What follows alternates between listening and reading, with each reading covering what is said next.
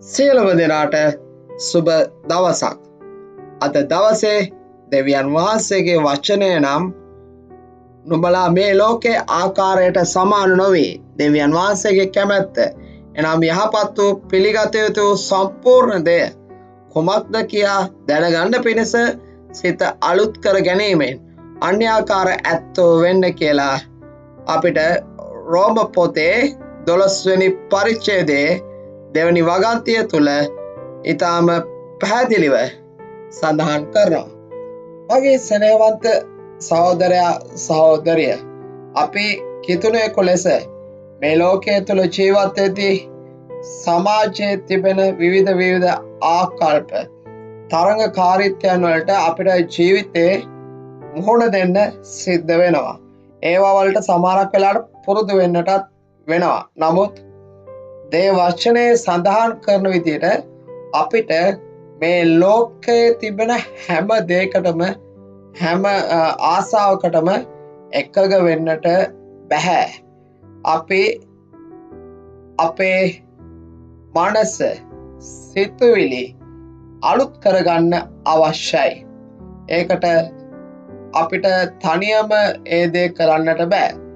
අපේ ජීවිතය තුළ ශුද්ධාත්මයාණන් වහන්සේට යාඥාව තුළින් අපි ඉඩ දෙන්නට අවශ්‍යයි.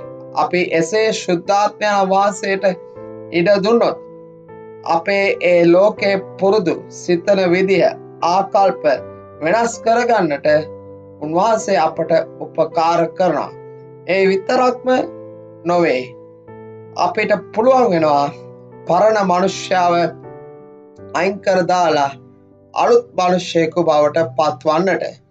ඉතින් මගේ ස්නේහවන්ත සහෝදරයා සහෝදරිය, ඔබ සිත අලුත් කරගත් විට දෙවියන් වහන්සේ අපෙන් බලාපොරොත්තු වෙන දේ අපිට තේරුම් ගන්නට පුළුවන්.